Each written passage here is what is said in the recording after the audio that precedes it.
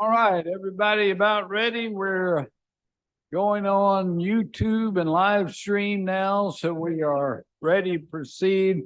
I would like to call this December 5th, 2023 meeting of the City Council of Charleston to order. Madam Clerk, would you please call the roll? Councilmember Gregg, Councilmember Shealy. Here. Councilmember Saccharin, Councilmember Mitchell, Councilmember Brady, Councilmember Gregory, Councilmember Waring, Councilmember Seekings, Councilmember Shade, Present. Councilmember Bowden, Councilmember Appel, Councilmember Parker, Mayor Tecklenburg. Here. And if you would like to join us, Councilmember Shade is going to introduce a special guest to give our invocation, and then we'll have the Pledge of Allegiance. Councilmember Shade. Yes, sir. Thank you, Mr. Mayor. I'm asking my dear friend and colleague, Reverend Alonzo Washington, formerly of Wallaford Presbyterian Church on Sumter Street, to please give us the invocation. And Brother Washington, Please come forward to the microphone. Good evening, everyone. Good afternoon. We certainly are thankful to Mayor Tecklenburg and to Councilman Shade for inviting me again to provide the invocation for this meeting. May we pray. Gracious God, our Father, we gathered before you in this city council chamber, representative of the holy city of Charleston.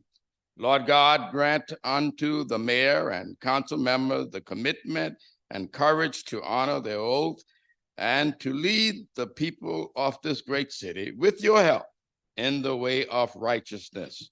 Grant them the wisdom and guidance to discern on behalf of all the people the issues before them that will lead to a city of lasting love, justice, and peace and goodwill for all. Lord, we pray that all public servants in Charleston, the Tri-County, the state of South Carolina, and America would lead and partner with other nation leaders that your kingdom might be realized in this world where all people, especially the least among us, may experience the joy of abundant life and eternal grace.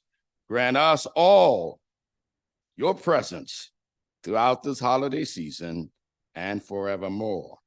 Lord, as these your servants, your holy one, gather your beloved, clothe them with compassion, kindness, humility, gentleness, and patience.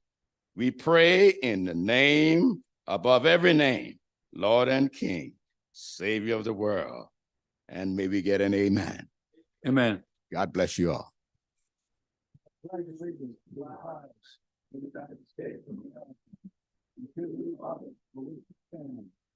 nation under God, indivisible, with liberty and justice for all. Thank you very much. And we do have two presentations to make this evening. The first is the presentation of the 2024 Robert Ballard Award. And I would like to ask Whitney Daniel to please come forward along with Noel Murphy and any other neighborhood commission members who would like to come forward as we make this presentation. And maybe could I ask impose upon Mrs. Ballard, Sally Ballard, to come up here and join us as well as we honor the memory of her husband. So, y'all come on up and spread across the stage here. So just to share with everyone, every year since 1999, the city of Charleston has honored a neighborhood leader or committed volunteer with an award.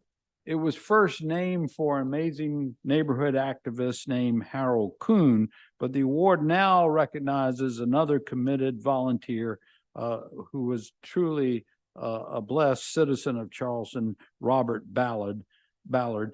And he was instrumental in improving the livability of his own neighborhood and the city. He helped implement the regulation of street sweeping in the city. He opened his home to citizen groups. He helped support grassroots advocacy for many causes in the city, strengthening relationships between neighbors and citizens all along the way. So this year we had several great nominees, including Miss Gail Lanter, Ken Marolda, Henry Golobeck, each of them helping to make Charleston such a special place, and we're grateful for their service. But the Neighborhood Commission is a commission sponsored by the city. They get together every day and select just a top of the line city volunteer and activist for the year. And this year, Whitney Daniel was selected for the 2024 because of her tireless work with the city of Charleston's recreation program, and specifically our therapeutic recreation program. For the last 10 years, she has acted as a volunteer coach for multiple Special Olympics teams, including cheer, swim, tennis, golf, and bowling. On many occasions, Whitney has taken time off work to travel with our staff and special needs participants to tournaments in Columbia, social outing trips to the Riverbank Zoo, Holiday Festival of Lights, Myrtle Beach. She's been an integral part of planning, organizing, and implementing our summer camps for 2 weeks each summer. Our city and community are stronger and more resilient thanks to folks like Miss Daniel. The city of Charleston is grateful for her service, and therefore it's my honor to present to Whitney Daniel the 2024 Robert Ballard Award for Volunteerism. Whitney, please stand up.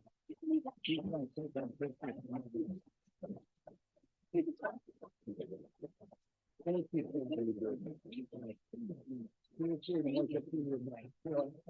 Yeah. Speak.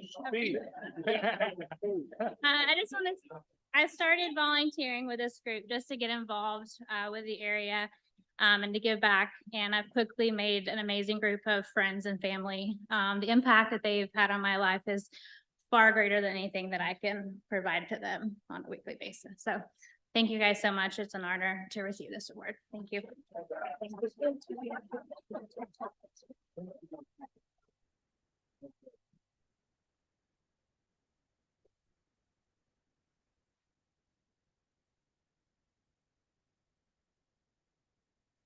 So, y'all, that was a happy note. This next recognition is not so happy because it's accentuating, I think, a terrible scourge in our country, and people don't realize just how prevalent domestic violence is. And I know we're entering the holiday season. Everybody's supposed to be happy and enjoying time with their family. But sadly, there's a 20% increase in domestic violence normally in the month of December. And I want to ask two outstanding leaders in helping bring awareness to this issue in our community, Butch and Lisa Kennedy. Would you all please join me at the podium? Would Thank like to you. join Thank you me? very much. No, please come up here. Oh, you want me to? Yeah. So first, let me share that the National Coalition Against Domestic Violence, on average, according to them, nearly 20 people, listen to this, per minute, 20 people per minute are physically abused by an intimate partner in the United States. 20 people per minute.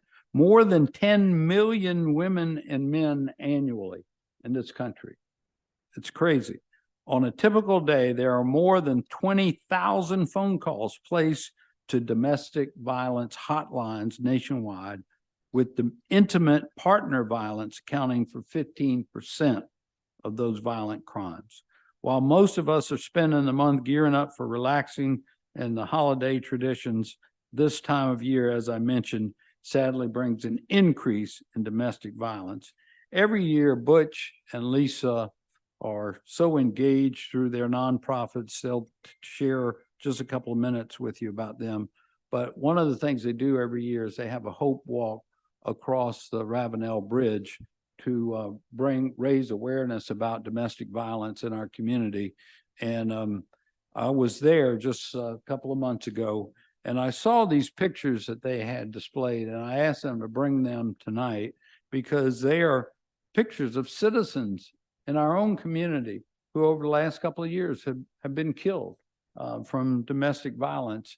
And Chief Walker, I didn't ask to join us, but he could attest that so many calls of our police and emergency responders are due to domestic violence issues. Isn't that right, Chief?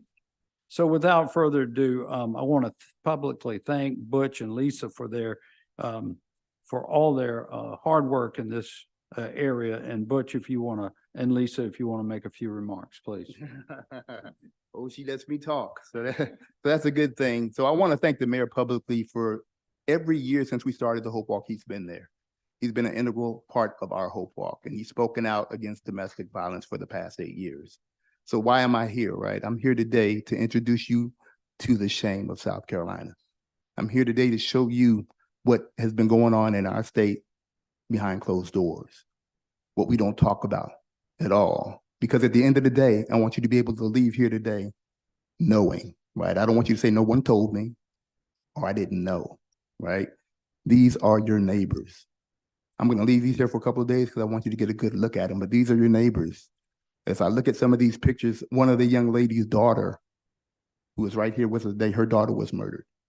And she's part of our Women in Action team, who goes all over the state and they talk about domestic violence. A lot of people ask, how does a man get involved in domestic violence, since men, are usually the perpetrators when it comes to domestic violence? I always say that's not really true. A lot of people don't know the whole story, the full story, even though every year in South Carolina, an average of 35 women are murdered in South Carolina over the past 25 years. Over the past 25 years, South Carolina has ranked in the top 10, 23 of those 25 years. Last year alone, 29 women were murdered. 7 men were murdered by the person that loved them the most, their significant other. I always say love never hurts, right? But when you talk to the mothers of these individuals who lost their loved ones, you know it does. And the mayor just mentioned how this time of the year is the most accurate time of the year, most effective time of the year when it comes to domestic violence. I say that domestic violence never takes a day off. Domestic violence happens every day, and it doesn't discriminate. Doesn't matter your age, doesn't matter your sex, doesn't matter your race. None of that really matters. So I'm asking you today to help me help them, right? So what does that mean, right? What does that mean? What am I actually asking you to do? I'm asking you to help us, the ones that are in the fight to end domestic violence in our community, galvanize and fight together. What we're looking for is a brick and mortar building where we can provide services for victims of domestic violence, where they can come to one place and one place only and receive all the services that they need. That would be a big, huge step in ending this violence in our community. And I just want to thank Mr. Walker for being here, because I would be remiss by not thanking the chief of police, because it started with Chief Mullen, Chief Reynolds. They have always been a part of the Hope Walk. This year was the first year that we missed them, right? And we missed Chief Reynolds from being here. He's been a strong proponent towards this fight as well, ending domestic violence. I want you guys to think about your families. I want you to think about your daughters. I want you to think about your community and think about the young women and men that are growing up today, and think about what they're going through in life each and every day. And sometimes we don't even know what they're going through every day. We can no longer remain silent about the #1 crime in our community. So I'm asking you once again to help me help them. Thank you very much.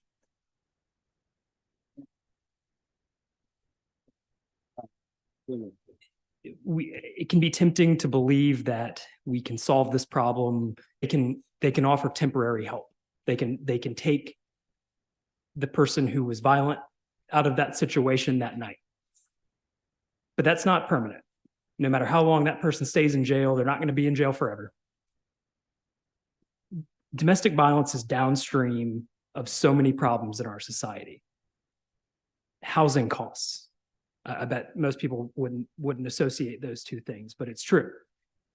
We could build a brick and mortar facility where we could centralize all the services for folks who are experiencing domestic violence, but it'd be the same problem as homelessness. There's nowhere permanent for those people to go. They may need that person who just got arrested back in the home to support the kids, to be able to stay in that home.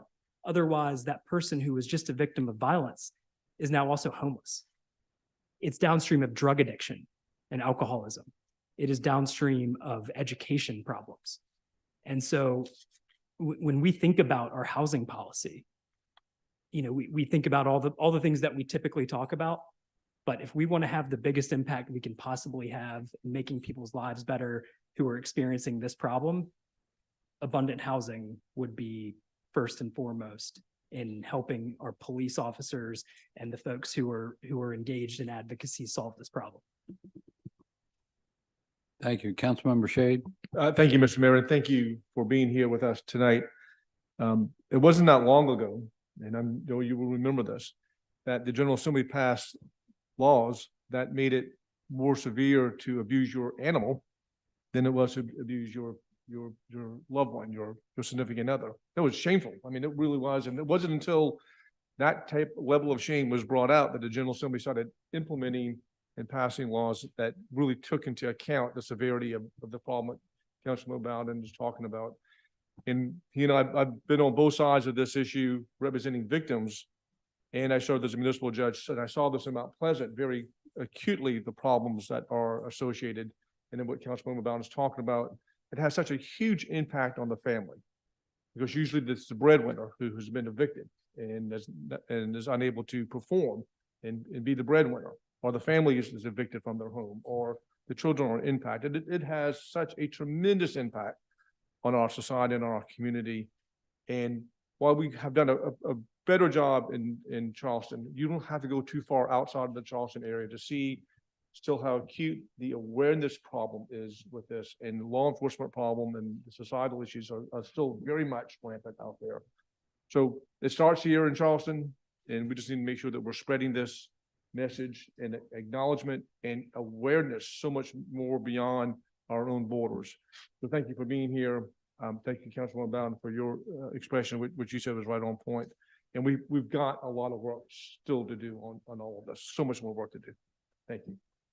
Councilmember Mitchell. Yes, Mr. Mayor. I know this is a huge problem. I know it firsthand in my family before with that same incident. But and I heard what you was talking about, even having a place that they can go to receive counseling services. And I know we are about to build this Hope Center that's going to combat homelessness. And probably with that Hope Center, we can probably include something in there to try to assist some of the people coming there with that same information, getting services. And then I'm on, so far as the Community Development Committee, which I'm the chair, I'm going to try to bring it up to see if maybe we can find some type location that's something that a building is somewhere around here that maybe not being used, that we can come up with something that have a building there somewhere that they can come up with and have received counseling and have services that they may need, and tell them where they need to go or where they can go to receive their services to get out that situation that they're in when their loved one comes back to the home or whatever the case may be. So I worked with that a lot when I was working at the United Way as under HUD, and I dealt a lot with the homelessness, and we had the when young ladies didn't have a place to go, there was only one shelter for them to go to that the males couldn't find where they was staying, if you may. But we need to do more, because this is getting to be a big problem. And I think you'll hear it every day. So I'm going to work hard with that under the Community Development Program Committee, and see what else we can do to assist you and assist others, and assist our brothers and sisters in the community when they find themselves in that situation. Thank you. God bless. Well, thank you again, Butch and Lisa, for all your fine work, and we'll look forward to collaborate even further in the future. God bless. Yeah, you had them up on the table. If anybody would like a little flyer from Butch, he has them right here. and there's some more on the table. I think the prevalence of this issue is clear. I'm reminded of that old expression, and as Butch said, domestic violence can happen regardless of age, race, wealth, anything. If you see something, say something. If you see something, say something. And 20 times a minute in this country, it just blows your mind. So God bless you for your work. So next up, we have some public hearings. Actually, these matters are all related to our budget. Move to take one. Second. We'll take these 4 items together.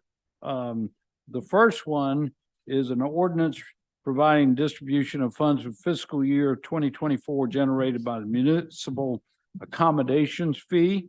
The second one is for an ordinance providing distribution of funds generated by the municipal accommodations fee. Oh, I guess that's for 2 years.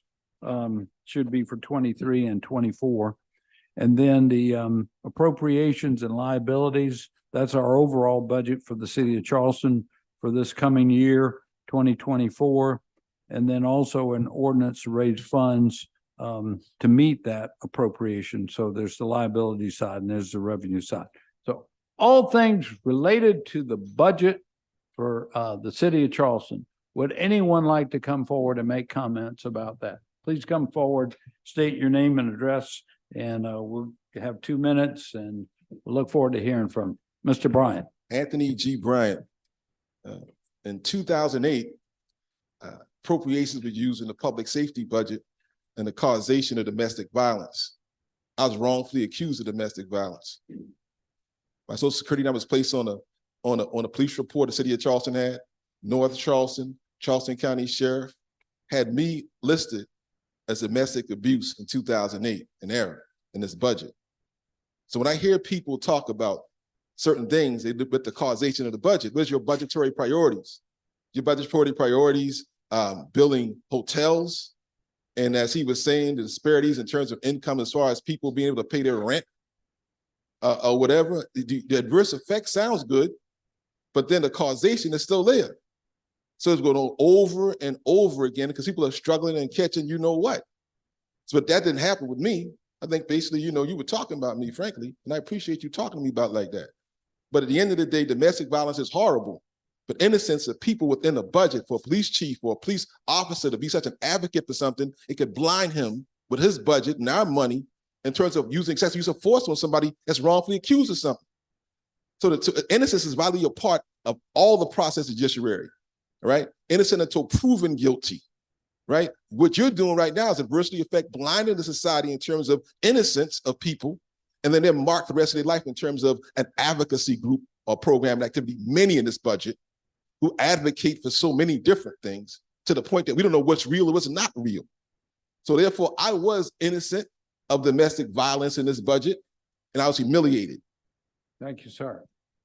Yes, sir. Please come forward. Mr. Lawrence. Thank you, Mr. Mayor and council member. Conservatives have to be conservative when you do this budget.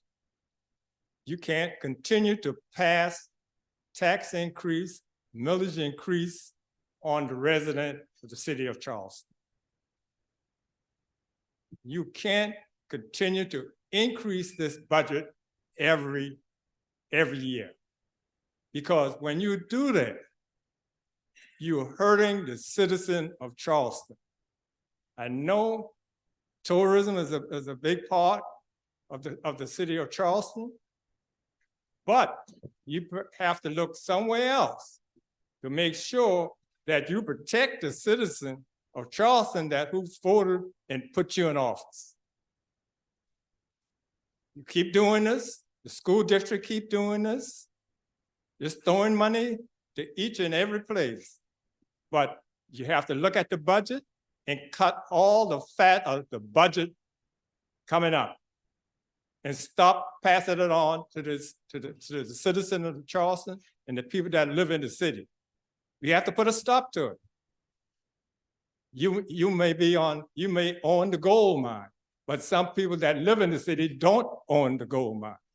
So we have to protect those citizens. So I hope you take that advice and make sure you cut those budgets and don't keep passing tax increases on the citizens that live here in the city of Charleston. Thank you, sir.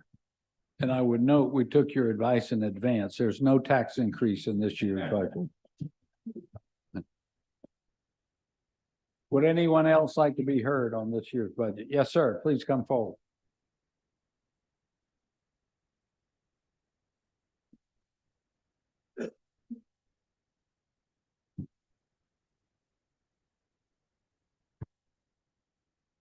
Evening, Mayor, City Council, Muhammad Idris. We talked about hospitality. And it's ironic that hospital sounds just like hospitality.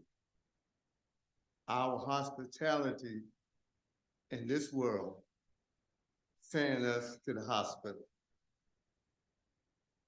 We put a mask on people doing Halloween.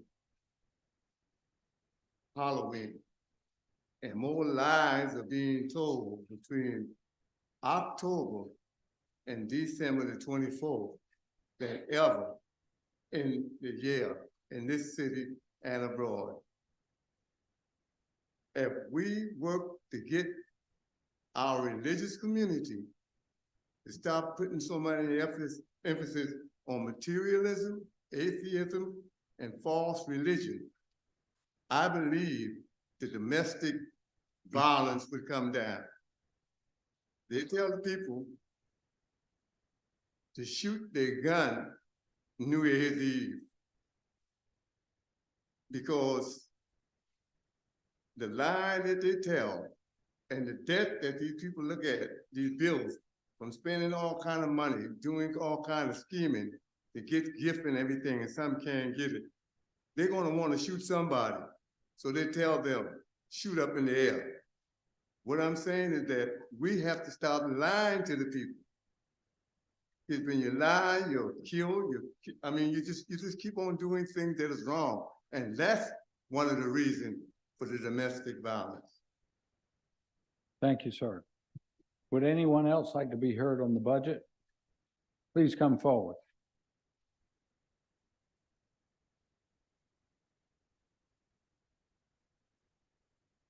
For 2 years, I've been coming to this body to try and cut you a check to start my business.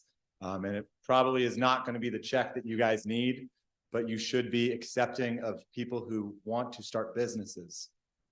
That's going to help out your budget. Thank you, sir. Would anyone else like to be heard on any budget-related matters for next year? All right. We'll see no one else. The matter comes to council. We have a motion. Is that to approve 1 through 4? This is just for first reading. Any discussion or questions? All in favor, please say aye. Any opposed? The ayes have it. So next is approval of our city council minute. Oh, Councilmember Parker? Nay Nay. on 3. On number 3? Mm-hmm. Okay. So there's one nay from Councilmember Parker on item number 3. All right. Yes. Any other clarifications on the vote? All right. Next is our approval of city council minutes from November 14th.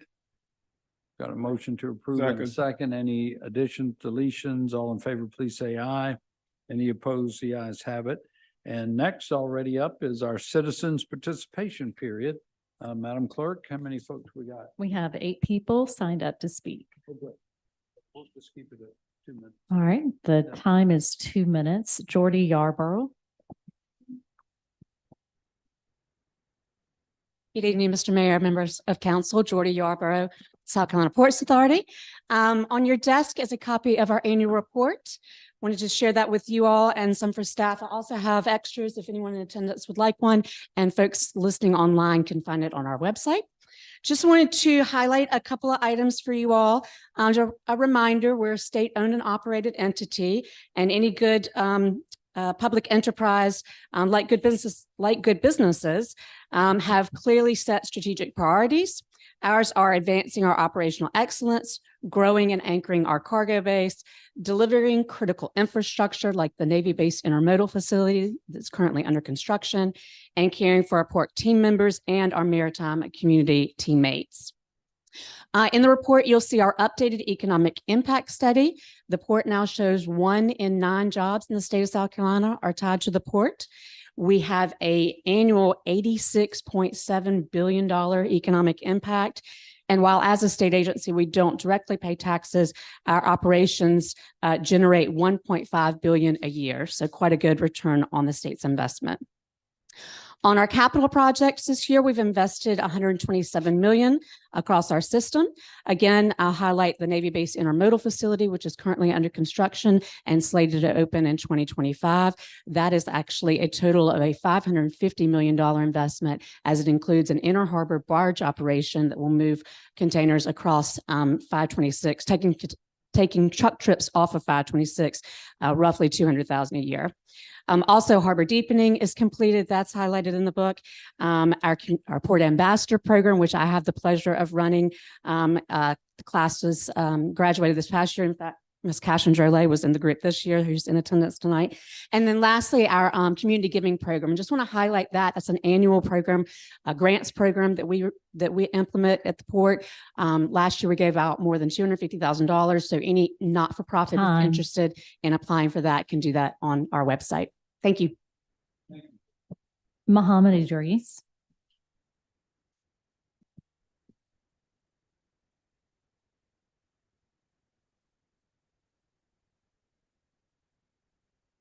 Evening again, Mayor, City Council, Muhammad Idris. Freedom is marginal and the space must be shared equally. There's such a wide gap between the have and the have not. It causes a whole lot of problems. When I was a little boy, around 10 years old, I asked my grandmother what color God is. And she said, white. A week later, I asked her another question. I said, Mama, why you read that book so much? I was talking about the Bible. She said, have the word of God in it, son. But you have to be careful because they have a whole lot of parable, esoteric knowledge, metaphors in it. And if you're not careful, you'll hurt yourself. We have to stick to the Bible. We open up in the name of God. We open up in the name of God, but we're not doing the work of God. We're not following the Bible. With all the churches and that we have in Charleston, we shouldn't have no crime in this city at all. We have to tell our religious leaders that they got to get back on their job and do the work that they're supposed to be doing according to the scripture that we swear on when we take the office. Thank you. Thank you, sir. Anthony Bryant.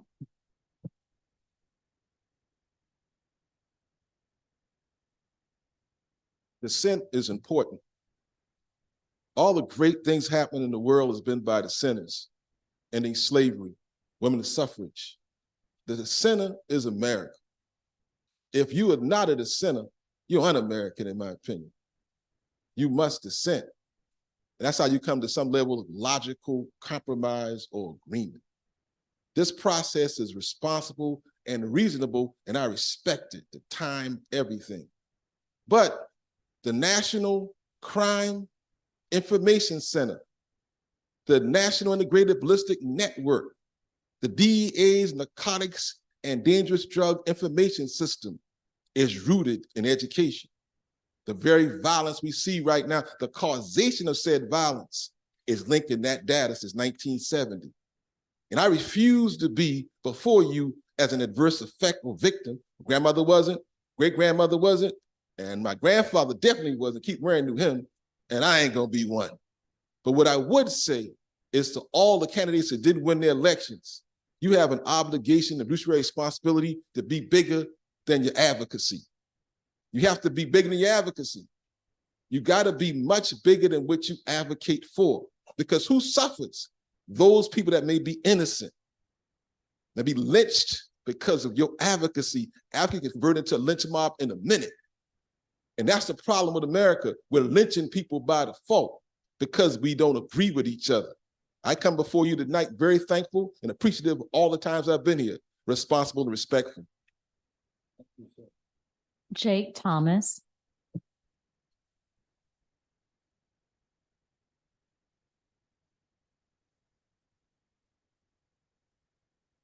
Hello, how are you? I wore my best hoodie for this. I realized I was speaking about an hour ago, so I apologize. City Council exists to encourage and support its citizens, and I'm truly here asking for your help today. My associates and I are locals with ties to the community, and we would like to invest in this city, and we have been trying for 2 years. We know that we are not guaranteed to win this bid, but being denied this opportunity because of red tape is absurd. It's been 2 years. Help us, please. Zach Bisiti.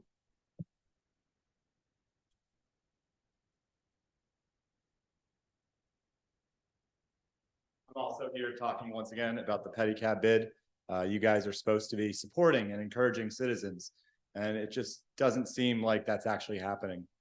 2 months ago, under the guise of progress, yet another measure was passed, and Traffic and Transportation Committee said, we're going to defer a request and we're going to proceed to a bid. That still has not happened though. So I went ahead and I actually filled out a FOIA to obtain what they were talking about. And the insurance, and I mention this insurance not because I'm denigrating or tearing anybody down. Everybody has fine insurance. But the insurance that currently operating companies have, were approved for. We have submitted the exact same insurance as them. So if you could pass these out, this is the exact same insurance. And we're being told that we have to hold off, and we're not being able to qualify with the exact same insurance that they're currently operating with. That doesn't make sense. Make copies, I highlighted, you can see both companies use the Nielsen insurance operator, which we also use. And again, this is not to take down their insurance. They have fine insurance. We're submitting the exact same insurance with the exact same numbers. And yet when we submit this, we're told we have to wait. And when they submit this, they're allowed to operate. So this red tape, this poor governance is just stopping investments in this city. And it's too much. 2 years I've been coming to you and saying the same thing. So please end the red tape and let us just go to a bid. So here's a couple more copies. You can look at it. I highlighted it for you. Thank you. Brooke Blosser. Mr. Mayor. Point of order, when people want to come and hand out something, don't we have a certain protocol for doing that? Yep. I would ask that any of the speakers, please follow that protocol. Thank you. Thank you. Yes, ma'am. Hi, everyone. My name is Brooke Blosser. I am the Land, Water, and Wildlife Project Manager with the Coastal Conservation League. Today, I'm here to speak on the amendment to the ordinance to close the loophole allowing for thick plastic bags. First and foremost, I just wanted to say thank you so much for providing the opportunity to provide comment, and of course for the City Council and the City of Charleston for being leaders in both the state of South Carolina and nationwide in prioritizing sustainability and reducing plastic usage. Thank you so much. Thank you. Kelly Thorvalson.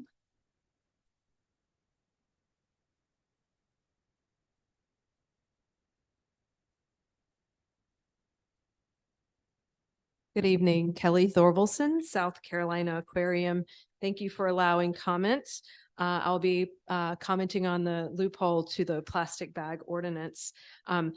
Last week, you heard some local data and how this is a local issue, and it is, but I'm just going to zoom out a little bit to provide some information. Before I do, I want to say, I want to echo Brooke and say how wonderful it is to live in a city that prioritizes sustainability and that is concerned about plastic pollution as an issue for water, wildlife, and ultimately for humans. The U.S. is the #1 producer of plastic waste in the world. That's a big problem, and that's something that's relatively newly understood.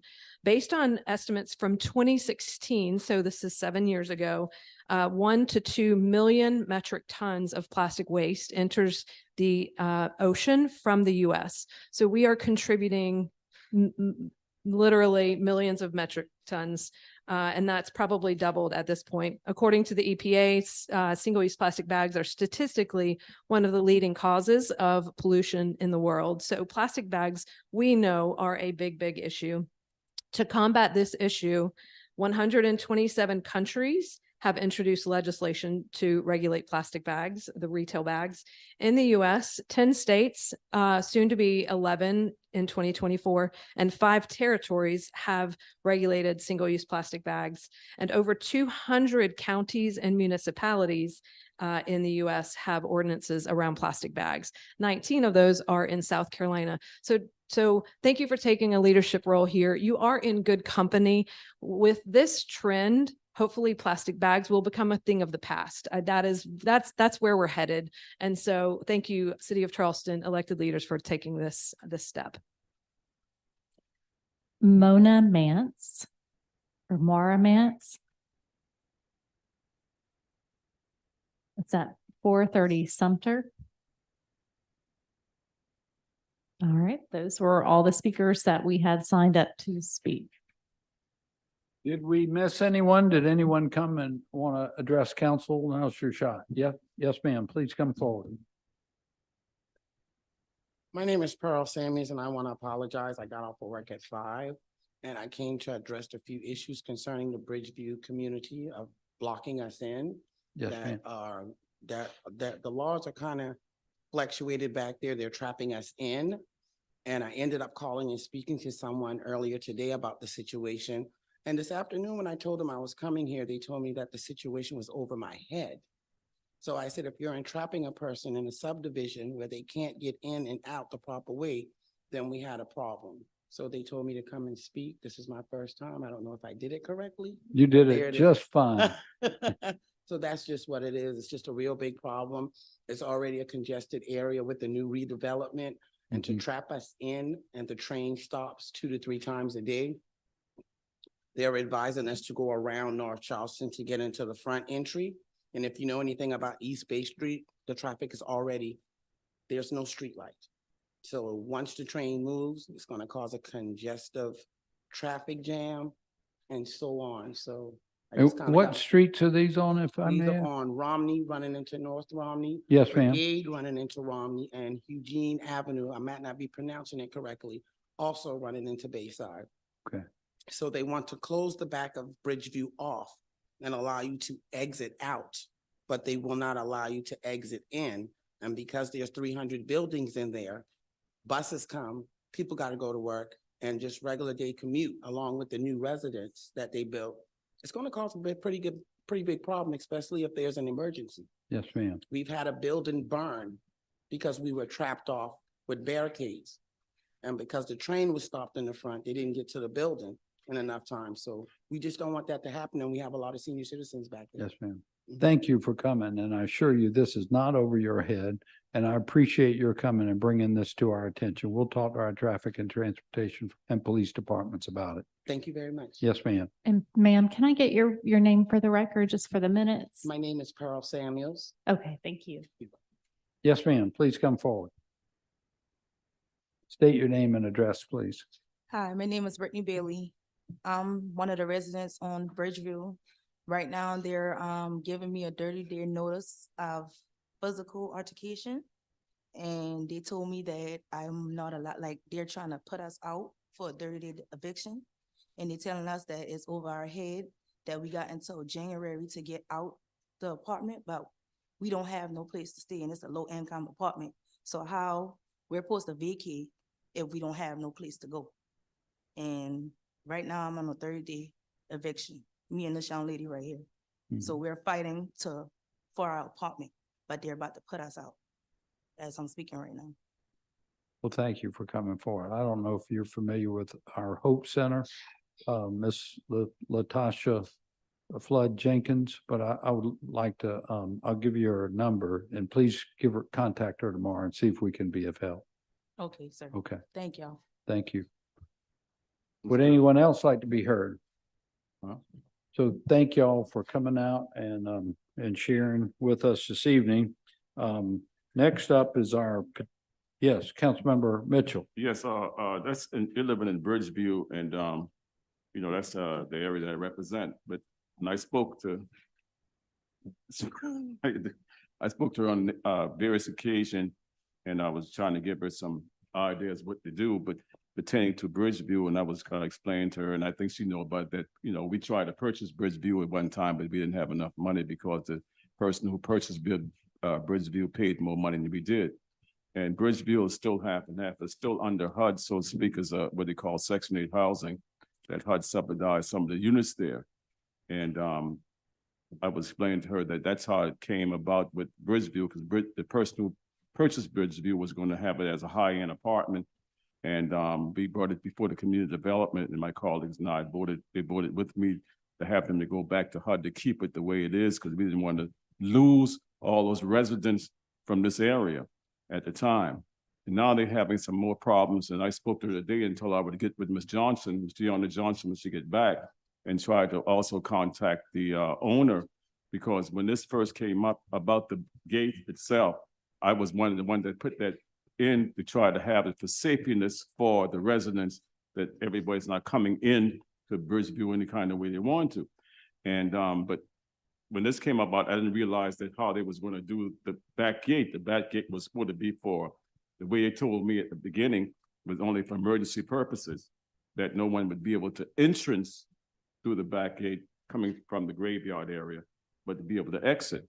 But the way that they talk right now with the train coming and all other entities with the traffic, I'm gonna try to call the owner back, and when Mr. Johnson comes back, try to meet with him and see maybe we can try to find some other solution to that back gate, that they'll be able to, the residents maybe have some kind of key or something that they can be able to use to go in and out the back gate.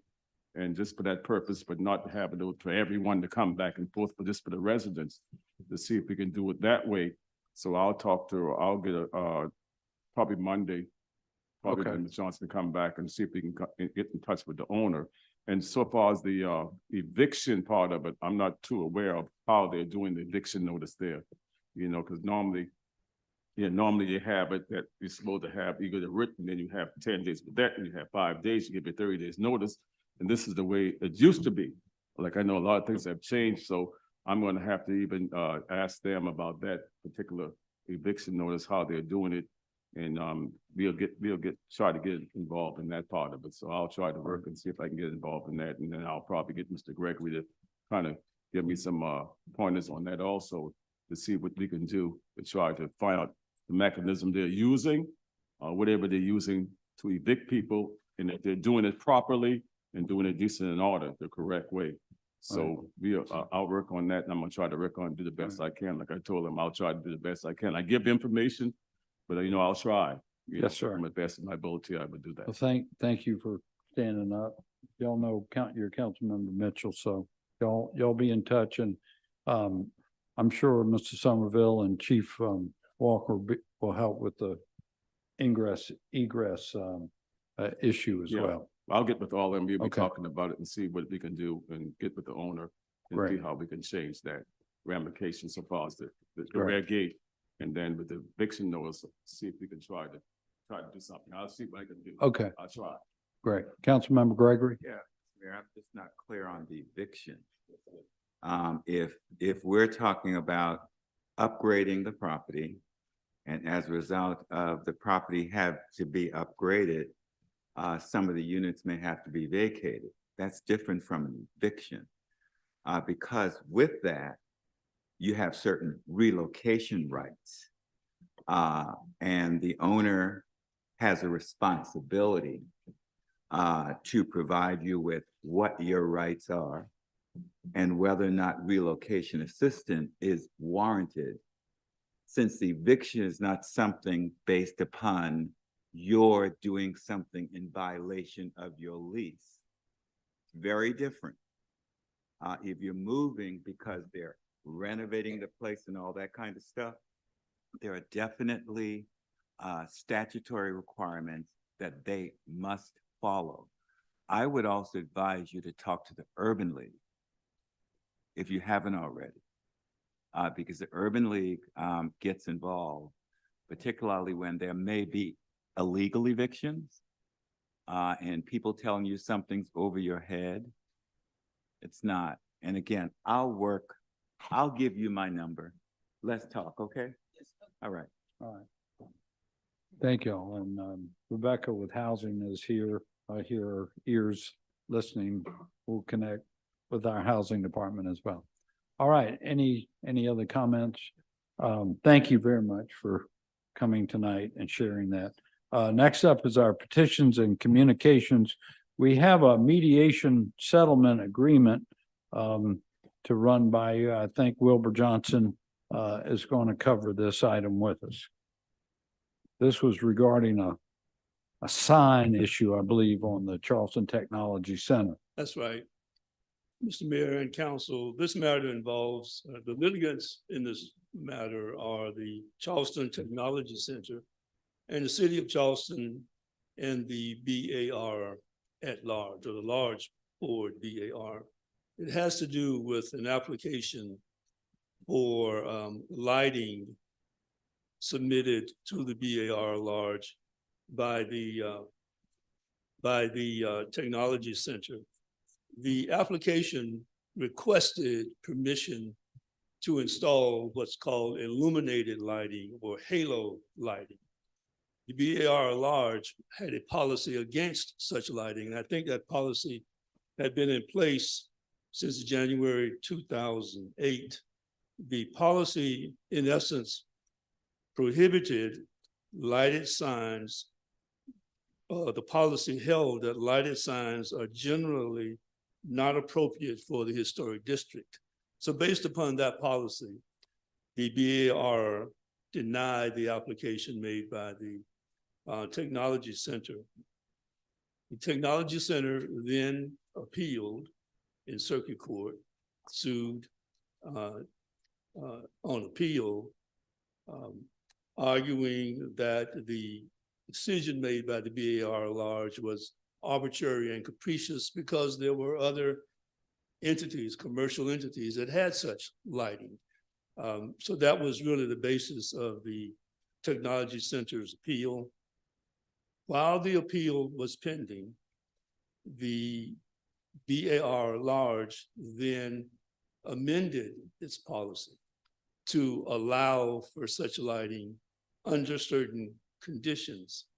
The conditions had to do with, or the BAR large said that such lighting could be allowed if the lighting was muted in tone and brightness, where the lighting and the signage is harmonious with the building and its context and is aesthetically congruous with the size of the building. And under the amended policy, and again, the amended policy was passed during the pendency of the appeal and the litigation, the signs or the illumination is to be a neutral white only. Internal sign illumination, which identifies the building, can be allowed, and that neon and neon substitutes were to be considered on a case-by-case basis. So the BAR's amended policy could be construed to allow the signage requested by the Technology Center. The matter went to mediation. The parties then reached an agreement in mediation, which is before council tonight for approval. The mediated agreement basically states that the city and the BAR large approves the request for illuminated tenant signage at the Technology Center under the certain conditions. These conditions are that only 5 essentially illuminated or externally illuminated tenant signs can be affixed to the center.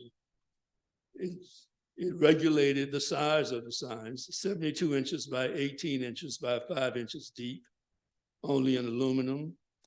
The lighted fixtures shall be covered with 1 layer of translucent white vinyl, followed by 1 layer of etched vinyl. It regulated the wattage.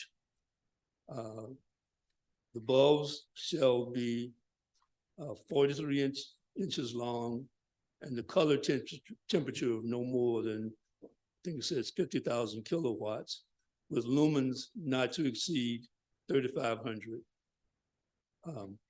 So under those conditions, the parties agreed to settle the dispute, to settle the lawsuit, to settle the appeal, and that is what's before council tonight for approval. Can I entertain, we have a motion to approve. Any questions of Mr. Johnson? Councilmember Shade? Mr. Johnson, thank you for that wonderful report. Running through that, but I'm just confused about one thing. This was a policy that the BAR came up with. This is not part of ordinance. Okay, I just want to make sure. It was a Councilmember- policy statement. Oh. Yeah. Councilmember Parker and then Appel. Thank you, Mr. Mayor. So the pictures that I'm seeing, this is what is there currently, and this is, so they put this up without approval? No, that is, Or this is what the Yeah. settlement? that is what it would look like once it's approved, as I Okay. understand. Second question, again, this is not my district, but, you know, a lot of times we talk about precedent. What are we setting here? Is this what, moving forward now, obviously, other businesses alike can do this? Is this what those folks in the district want?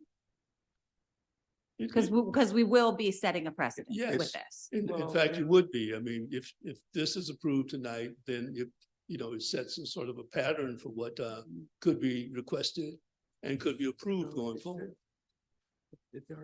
So, if I may interject, I don't know that, Mr. Johnson covered all of the revised policy of the BAR. My recollection is there's also, allowance for how close to residential areas, the sign might be. In this case, the Charleston Technology Center is on Morrison Drive with no residential use, in the neighborhood. It's a purely commercial strip. So I think that's a consideration as well. That's correct. That was also a consideration. And Councilmember Parker, did you have a follow-up? Do you mind? Thank you, Mr. Mayor. Just follow up. I mean, obviously BAR did deny this at first. Originally. Okay, Yes. okay. And that one, gotcha. Thank you.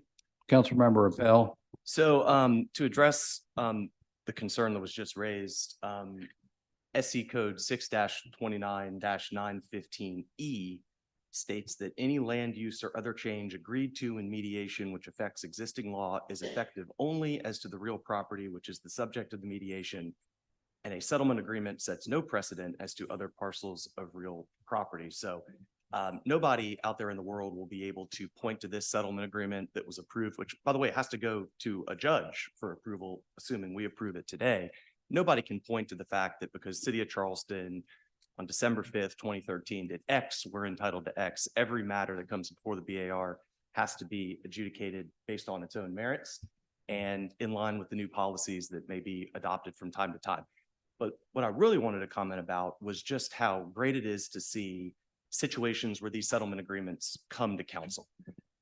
This doesn't happen without great collaboration between the city's legal department, the developers' attorneys, staff, and others to resolve these disputes in mutually beneficial ways. There are local governments around this state, I will not be naming any names, that do not settle cases as a matter of principle because they would rather fight these things for political purposes on the backs of taxpayers.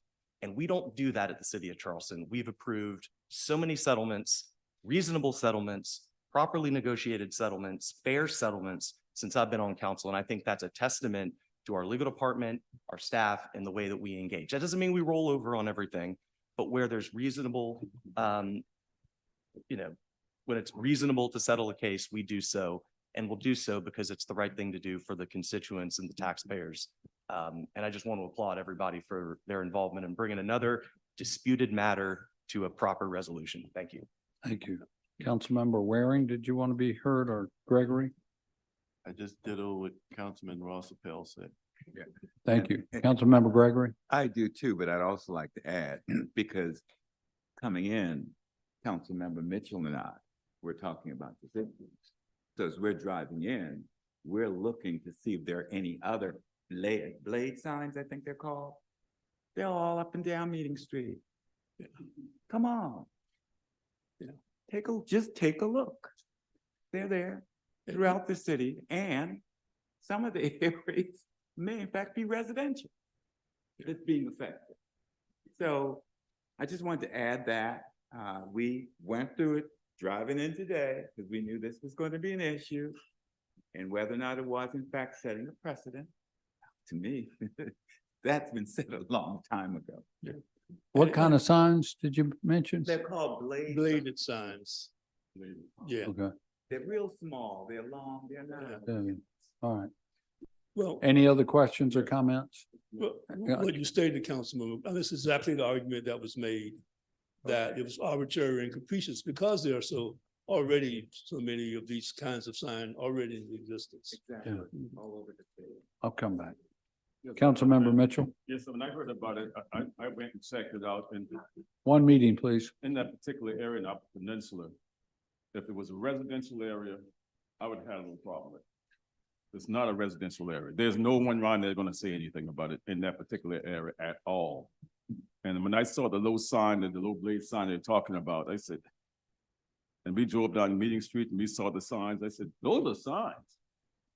I don't know what to call those. They say the signs, but I don't call those little penny and little things a sign. So I said I didn't have a problem with it because in that particular area in the Upper Peninsula, if you go in that particular area, there's no houses nowhere around in that area for nobody to complain about it.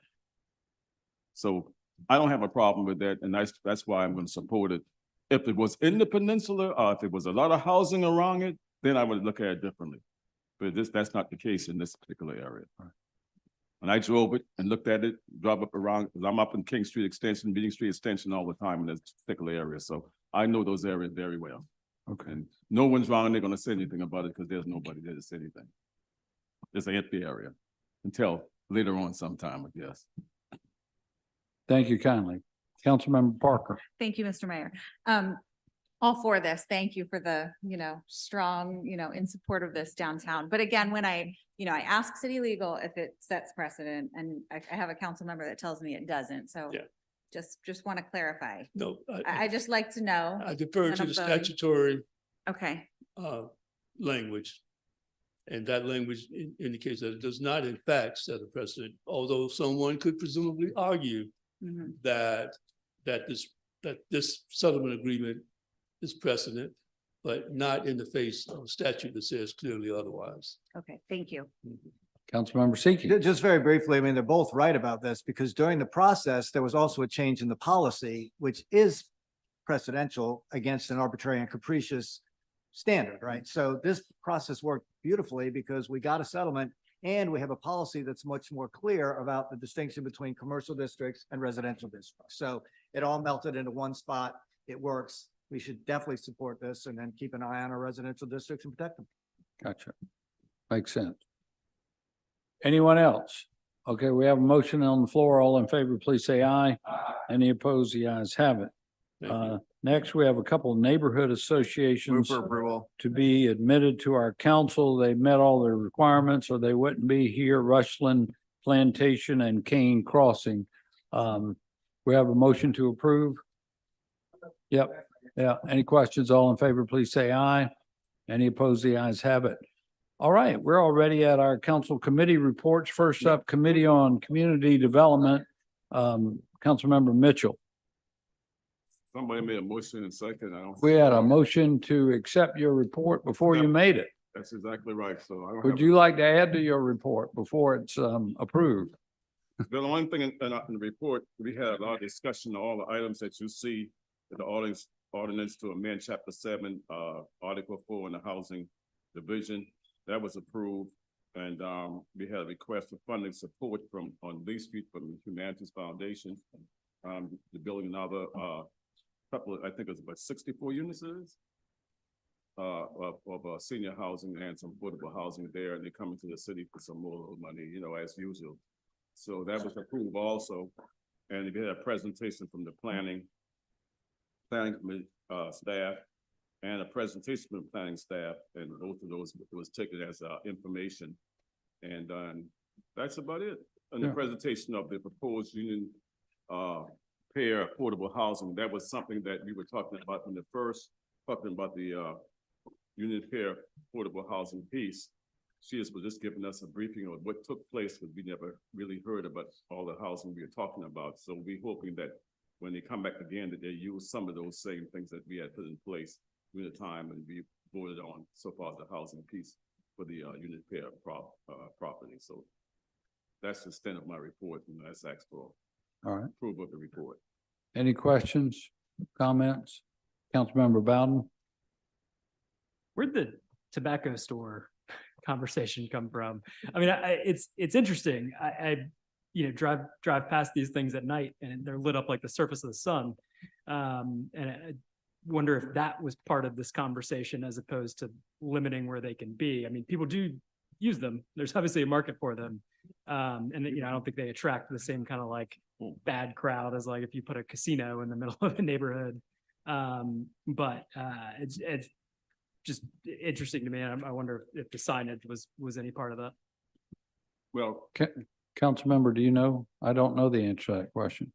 Yeah, I added it and worked with legal and planning maybe a month and a half, 2 months ago. Yes. And I think it was on their radar anyways. So for me, it's about the signage, but also about the proximity to schools and churches. Because there's several downtown that, in my opinion, are way too close to schools, and not trying to hamper business. As a small business owner, I get it. But I think our discussion revolved around creating a zone where they can't be. And we have I think that the feedback was they were going to come back to us at a future CD meeting with some options. But for me, it was about signage and proximity to schools. And that's what it is. They're gonna come back to us with some information on it. And we are looking at sometime what the state does so far as a person, if you have alcohol and stuff like that, so much distance from a church or a school, it's usually 500 feet. So we're gonna look at that to see if that's gonna be the same issue there. So they're gonna bring it back to us with some options, and then we'll deal with it when it comes back to community development. Councilmember Gregory? I mean, for me, it's another issue. What are they selling? Because some of what I'm hearing that they're selling, the way you classify marijuana is based upon D, 10, D, this, D, that, whatever. And it's my understanding that some of those places are selling marijuana. Okay, they don't meet the part of it that I guess is illegal because it's not at that strength. But it's my understanding people are going in there and getting their bag. Please report that to Chief Walker if you know about that. I'll have a talk with you. Have a talk with the chief about that. Yes, that's I heard in there too, but it's not the strength that that is probably illegal. So they can sell it so far, they say, and concerned, but that's what it is. And the store that's next to 2 doors from my house, I don't see too many traffic yet. I don't know, they see one goes, one comes, but it's not big traffic. But the one on Eugene Street, I think, have more traffic. So by me, it's not too many traffic, but they're looking also because they have light up signs all around the building. And so that we are looking at that to see if that's drawing people into it or drawing young people to it because of the neon signs that they have. I mean, it's bright. It's the nighttime, you can drive down the street and look beautiful to me, but I just look at it and I just walk by, go in my house, it doesn't bother me, so that's what it is. So all this will be coming back to us and, from the planning commission. Talking about. Aren't there bars, Mr. Mayor? Excuse me, Councilmember I Gregory? said, aren't there bars in West Ashley now where you can get these concoctions? Oh, Where you can do what? you can get these concoctions, made up of different strengths of herbs. I'm serious. Y'all think I'm kidding? I'm serious. I mean, there's a place. West Ashley- I did read a newspaper article about, I did too. a bar Yeah, that had some yeah, legal CBD yeah, yeah. content. Yeah. Supposedly it's legal. Yeah. But if you know of anything that you suspect not being legal, please report it. All right, we're getting off the topic here a little bit. Councilmember Parker. Thank you, Mr. Mayor. And thank you, Councilmember Saccharine. I mean, obviously with young children, we know, I mean, and you're in the school district, this is an issue. One thing I forgot to ask you, obviously there are laws, children can't walk in, there's an age limit. So is it a situation as well that we might need to look at, are there bad actors? I mean, why? I mean, no, I don't want these near schools either, nor do we want to hinder business, but this is a catch-22, right? But do we have a situation here that livability, the police department, something needs to look into? Because there are laws on the books that should be preventing these children so I know it's an accessibility issue, things like that, but I know that we do have laws, and if there's maybe something else that we can do. Councilmember Saccharine. Thank you, Mayor, and thank you, Councilwoman Parker. I actually stopped into the one on Hugie Street when I first saw it, introduced myself to the owner, and obviously when you introduce yourself as city council member, he immediately took a step back and he actually called his landlord, and the landlord's friends of mine, and said, I just got a call from, anyways. I asked him point blank, you're right next to the school. He's like, I'm doing everything I can, to check IDs. So from my vantage point, I can't say that they're doing anything illegal. It's really just the proximity to schools and the signage. And just for general education for those, Councilman Gregory, the Farm Bill is what released this different interpretation of what they're selling. So they're not selling technically, right, they're not selling technically marijuana. It's a strain of hemp. Councilman Bell could probably help me with this a little bit, but it's exactly. So One meeting, please. It's a technicality, and they're getting around that. So I will say I don't know this personally, but friends tell me, to your point, it's the same effect. It's the very same effect. So anyway, I just wanted to make sure that everyone's aware they weren't selling Illegal substances. yeah. As far as we know. But it's pretty close. Councilmember Appel, did you want to be heard? Well, I was just going to note very briefly that South Carolina Supreme Court this summer upheld an ordinance by the city of Myrtle Beach. That's the second time I've mentioned Myrtle Beach today. That's a record. And it was a challenge to a very aggressive overlay zone that the city of Myrtle Beach adopted to take out smoke shops and other businesses deemed to not be family friendly in Myrtle Beach's downtown commercial district. And it's just a wonderful case if you're a local government in South Carolina and you're looking to regulate these types of uses, and it provides a roadmap. And it's not every day that the South Carolina Supreme Court weighs in on a zoning matter. It's a very important case. We're looking at that at the CD committee, and it's, we've got our options at our disposal for how we want to deal with this issue, but there's a pathway to get pretty aggressive on these matters if that's what council wants to do. Correct. Councilmember Bowden. Just gonna say with regard to the legality, the Attorney General's office and SLED have taken a pretty hard line on this, and they keep losing in court. So I think it's pretty clear, it's at least becoming clear that the products they're selling are validly legal under existing law. So I think that is not the fight. I also think regulating where they are is not the fight. I think we need to take the 6-foot-long joint out of their window that makes it the attractive nuisance that we're concerned about. If we don't want to be heavy-handed on business, I think that there is a way to do this and make it less attractive to people who might walk in there and use a fake ID or whatever it is. But prohibition has led us down some bad roads in the past. So I think we ought to be a little bit careful, being too heavy-handed on it, but there certainly is a path forward. All right.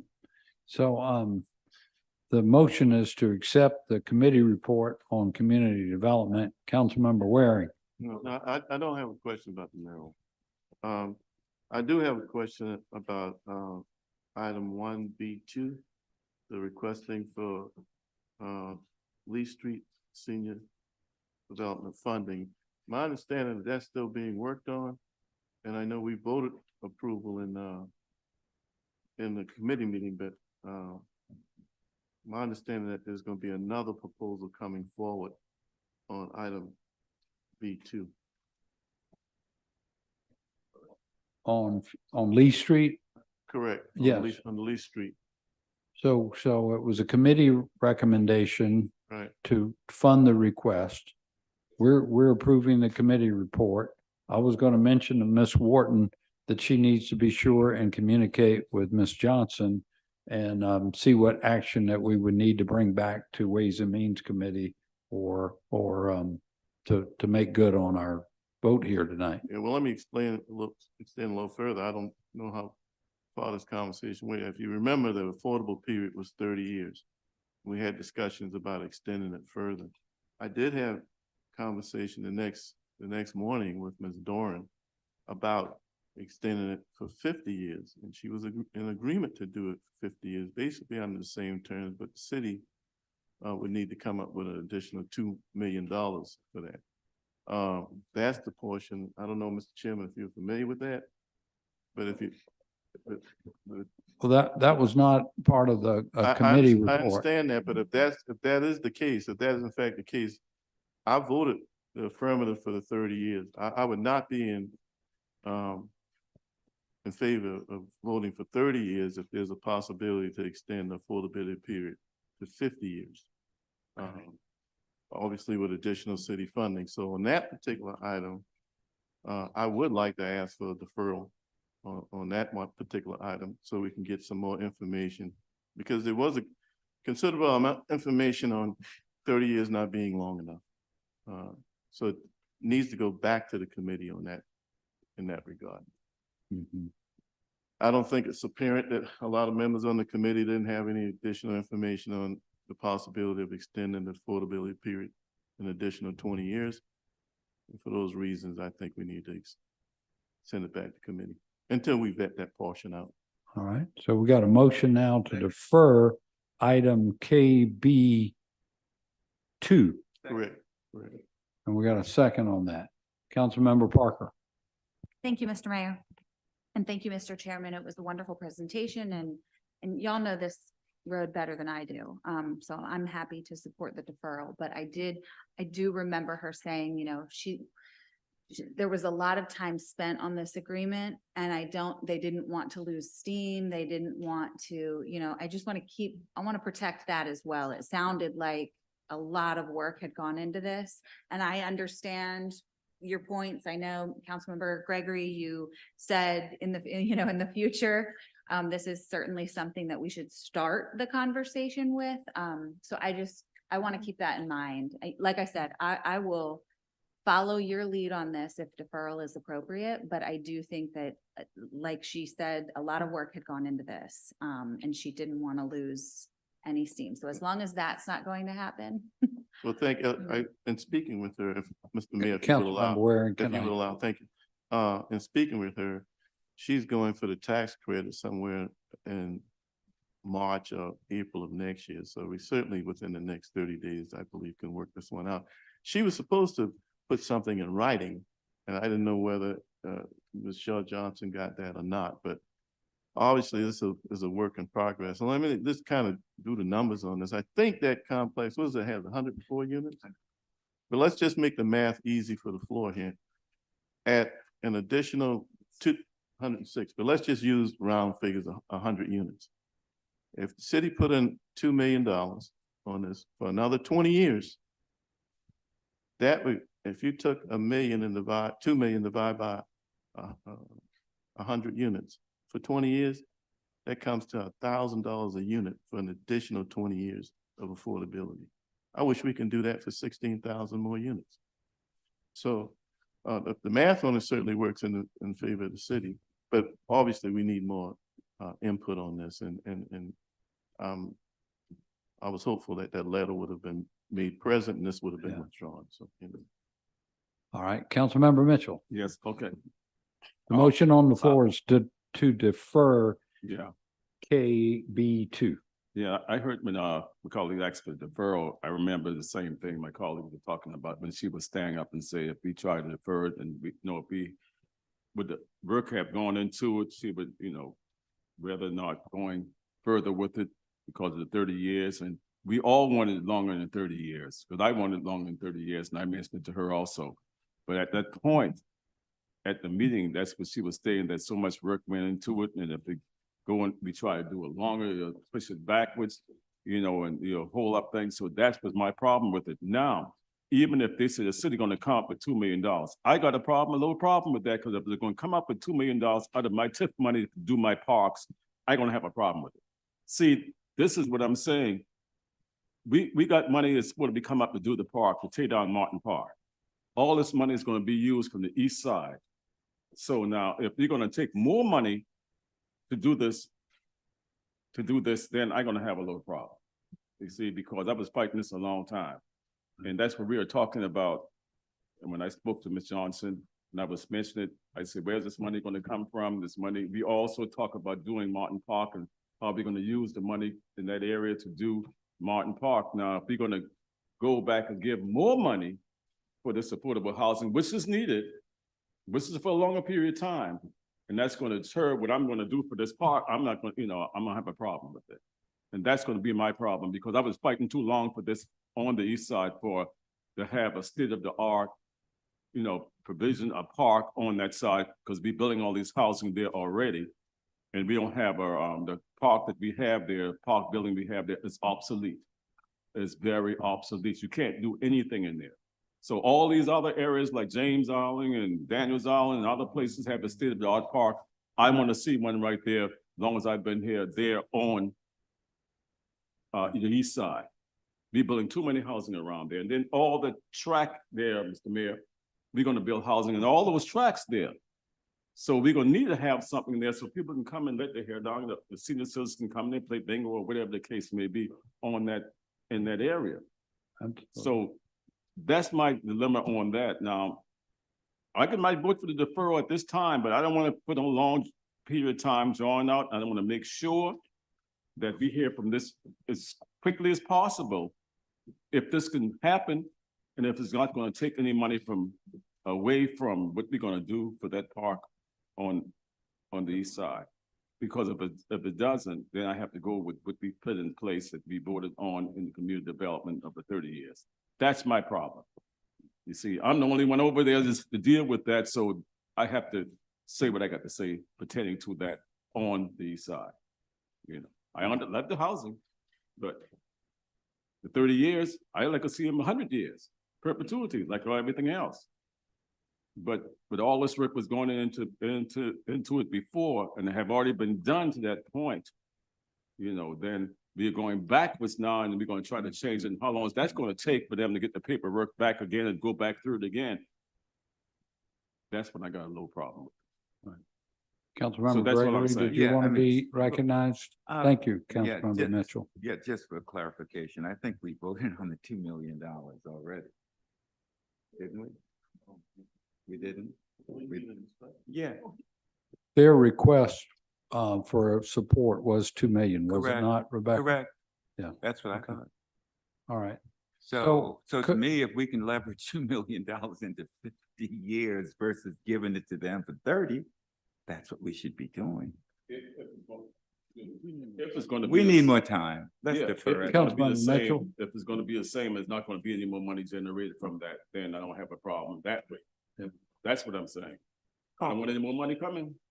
No, not between $2 million. Not gonna have a problem. So my friend, but can I thank you. Can I respectfully add a comment? I was at the meeting and a lot of discussion occurred. I think it's clearly the goal of all of us to have the affordability period on everything we produce to be as long as possible. We queried Ms. Doran repeatedly about this question, and I thought we were satisfied with her response. She was complimented, rightfully so, on a few occasions by a number of us at the meeting, that I think Humanities, I don't want to offend anybody, but Humanities Foundation is about the best partner for affordability that the city of Charleston has had over the last 20 or 30 years. They've been a remarkable partner. If you had a conversation with Ms. Doran, and if it were possible to amend the affordability period, if she saw that fit, I'm sure she would be more than happy to bring that back to the committee and back to council. You know, but what's before us right now is, of course, the deferral, but the approval that we had to give her some support. I think it was 90 or 100 units, which was more than what I thought. And she repeatedly said that a lot of work had been gone into this, and to reset it would cost a lot of time and funding. So I guess that led to your discussion about additional funding that we haven't identified. I respectfully will vote against the deferral. I think we ought to approve what we had a lengthy discussion about the other night. And if the parties, the Humanities Foundation, the city can work out something, they can always come back to us in the next meeting or two and amend their motion. So anybody who hadn't been heard yet, back to Councilmember Waring. Mr. Mayor, this needs more time. 30 years isn't good enough. It doesn't pass the 50-year test. Every piece of property that was developed on the bridge site that was given back to the city, and the goal was to put affordable housing there. Grace Homes is in perpetuity. The James Lewis complex, after the end of 60 years, that property comes back to the city. This property is the only one for 30 years. That basically we're gonna be, in effect, giving the property away. 30 years from now, Courier Square will be fully developed, which is, take your pick, $500 million to $1 billion worth of development. Can you imagine 30 years from now, another mayor and council's in place, and then we have the right of first refusal to go up against the private sector to buy this property back. City is not designed to compete with the private sector. Are we going to be more enhanced 30 years from now? But I'll tell you what we do. If this deferral doesn't pass, I'll vote with the prevailing side, because I'm gonna bring it back in January. It needs more work. Thank you, Mr. Mayor. All right. Any other comments, questions? Councilmember Parker. Thank you, Mr. Mayor. Just to follow up again, I'm really torn on this. I mean, I heard what I heard at community development. We had a lengthy discussion. Just don't want to, you know, I agree with the mayor. I agree that it needs more time. Can we push it? Can we move it forward? And if something can be changed, it can come back at a later time. Councilmember. Or can I ask you that? Here, how about I'll ask. What's the question again, Councilmember Mr. Parker? Mayor, if we pass this, if we do not, like you stated, if we do not approve the deferral. One meeting, please. And we move forward with what we discussed at community development. And Humanities Foundation is able to make the change. Can it come back to be amended? Sure, two parties can always change their agreement Okay. if they're willing.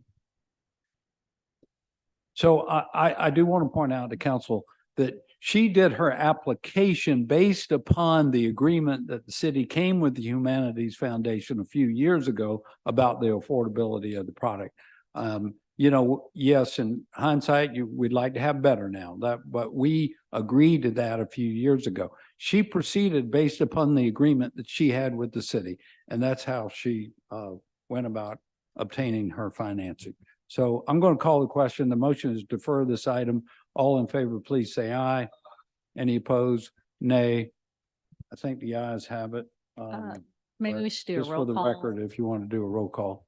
All right, Councilmember Gregg is absent. Councilmember Shealy. Aye. That's for the deferral, correct? Yes, this is for the deferral. Councilmember Saccharin.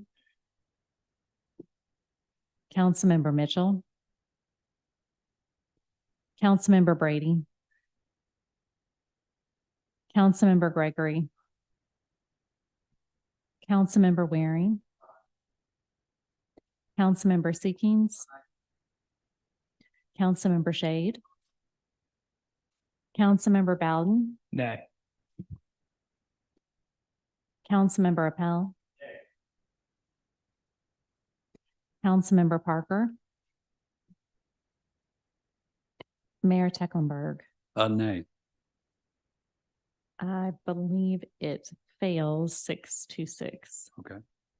So, can I now entertain the original motion to accept the committee I'll move report? for approval. Yes, thank Second. you. Any further discussion? And Mr. Mayor, that includes the first reading of the ordinance. Just as a point of order, the motion was already on the floor to accept the report, so there doesn't need to be a second. That's correct. And this also includes the first reading of the ordinance. Which is item 1B1. Yes. Okay, gotcha. All right, Councilmember Mitchell. We don't have to take a vote. Point of We're order. going to take a vote, Okay. but we're open for discussion right now. Councilmember Mitchell, did you want to discuss the motion on the floor? Yeah, okay. Okay, I'll call the question. All in favor, please say aye. Aye. Any opposed? The ayes have it. No, Councilmember Waring, I had that on, bring that back in January. That's what that's fine. Absolutely. I was going to say, that you could bring it back. Once you get with Ms. Doran and she said, this is fine, you can bring it back. Then we can, with the city staff, and you can talk about it during that time. Okay, Then we can bring it back to the committee. terrific. Councilmember Parker. Thank you, Mr. Mayor. Just one final point, if I may. Why are we discussing this now? Why the length of this discussion of the city agreement and the time, why did this sort of come at the 11th hour? Well. Please No, direct I'm the sorry. chair. I'm sorry. I guess I'm asking Mr. Chairman, I know Ms. Johnson isn't here, if this agreement, if we are hoping that these agreements be longer than 30 years, why haven't we been discussing that throughout the year? It sounded like Humanities Foundation, that's where I sided with tonight. It sounded like this is, what they wanted. It might not be best for us, but they've done a lot of work. So how do we prevent that in the future, moving forward? I think we did talk about affordability with every deal that comes forward to the city. This particular one, as I mentioned a minute ago, had been prescribed 3 or 4 years ago, I forget when. But yeah, we address affordability with every proposal that comes to our Housing and Community Development Department. Mr. Mayor? It's an ongoing thing. Councilmember Waring. I can answer that question from my vantage point. The first time I heard the 30 years was at this community development meeting last week. They had been working on it for months. I had not heard, and I don't believe most committee members had heard, they can speak for themselves, that the period of time was only 30 years. So the mechanisms on how to make it work are extended in 50 years. I wasn't part of that conversation. And as a result of that conversation, Ms. Doran called me the next morning to see about possibility of getting it 50 years. And we had that conversation. That's why I said I thought we needed more time. But we'll get the time, whether we had the deferral or whether we debate it again in January. We will get the time to discuss this and vet this further. Thank you. Councilmember Gregory. If I may. You may. For me, going forward, it's going to have to pass the 50-year test. It's just that simple. I don't care who brings it. Now, we voted on one tonight, and I think it was 40 years. Okay. But for me, when we're giving up land for construction, we need to get something back for it. And I don't think that we've been maxing out on what we get back for our contribution. And I'm saying going forward, if it doesn't pass the 50-year test for me, don't count on my vote. Just that simple. Thank you, Mr. Mayor. Thank you. All right, next committee up is Committee on Public Works. Councilmember Waring. Move for accepting the report as submitted. It was just for information, just for information. Thank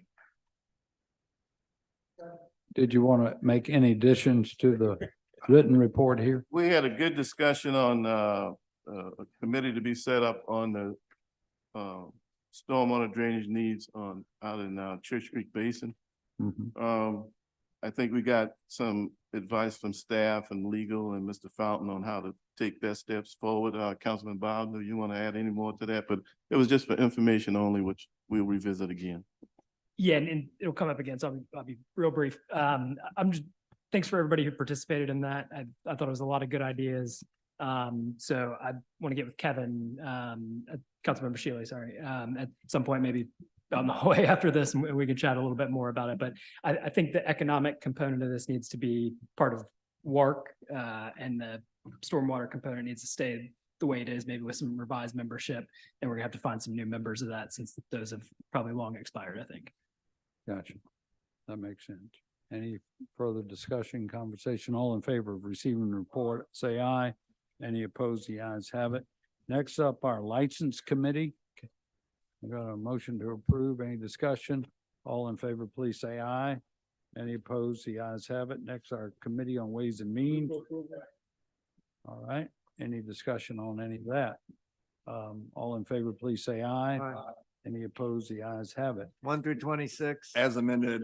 Next, we have bills up for second reading 1 through 26. If I may say, I think in the 8 years I've served as bundle. mayor, it's the most number of bills up for second reading as we've ever had for whatever that's You gotta worth. sign fast.